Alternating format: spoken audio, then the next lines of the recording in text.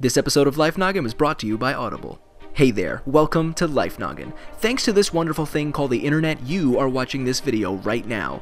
But how did the internet get to where it is today? There is so much internet history that we couldn't possibly get to everything in this short of a video, so we're definitely gonna have to make a second one. Anyway, let's get started. The internet actually got its start over 50 years ago, and computers back then filled up entire rooms. Scientists and researchers used it for years to communicate during the Cold War. It was useful because if one computer went down, the others wouldn't follow. In 1962, a scientist named J.C.R. Lickletter proposed the idea of a network of computers that could talk to one another. In 1969, the first ever message was sent from one computer to another over the ARPANET, the government's computer network at the time. ARPANET stands for Advanced Research Projects Agency. One was located in a research lab in UCLA and the other at Stanford. All the message said was log in, and it didn't fail to crash the network. Stanford only received the first two letters of the message, but hey, you gotta start somewhere. By the end of the year, only 4 computers were connected to this network. In 1971, the University of Hawaii's Aloha Net was added, followed by various networks in London and Norway 2 years later. Also happening in 1971, Ray Tomlinson was developing the first system to send mail back and forth between the users of ARPANET. This would eventually be called electronic mail, or email for short. The @ symbol was used to tell a person's name and the host name apart. With all of the networks floating around, there needed to be a way for all of the computers on them to communicate with other networks. This is where computer scientist named Vinton Cerf comes in. He invented a way to introduce computers across the globe to each other in a virtual space. This invention was called Transmission Control Protocol, or TCP, which was followed by Internet Protocol, or IP. In the 80s, scientists used Cerf's protocol to send data back and forth, but the 90s is where it really all began. In 1991, a computer programmer named Tim Berners-Lee invented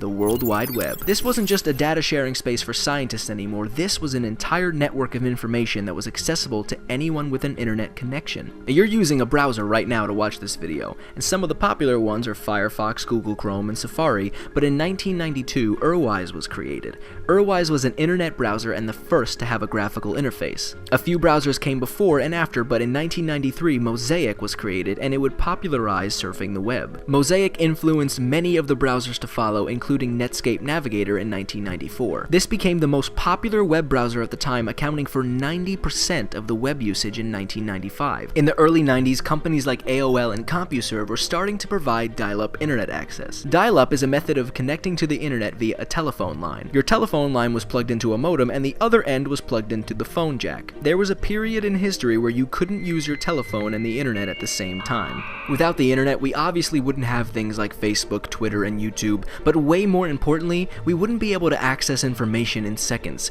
We wouldn't be able to communicate with people from around the world, share ideas, and educate those who might not get a chance elsewhere.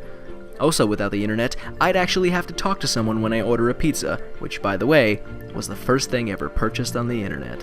How would your life be different without the internet? Let us know in the comment section below. This episode of Life Noggin is brought to you by Audible. Go to audible.com/lifenoggin to get a 30-day free trial and 1 free audiobook download of your choice. If you want to learn even more about the internet, we recommend this amazing book, Tubes, A Journey to the Center of the Internet. Make sure you come back every Monday for a brand new video. And if you want even more Life Noggin, check out these other episodes and follow us on Facebook and Twitter. Links are below. I'm Blocko. This has been Life Noggin. Don't forget to keep on thinking.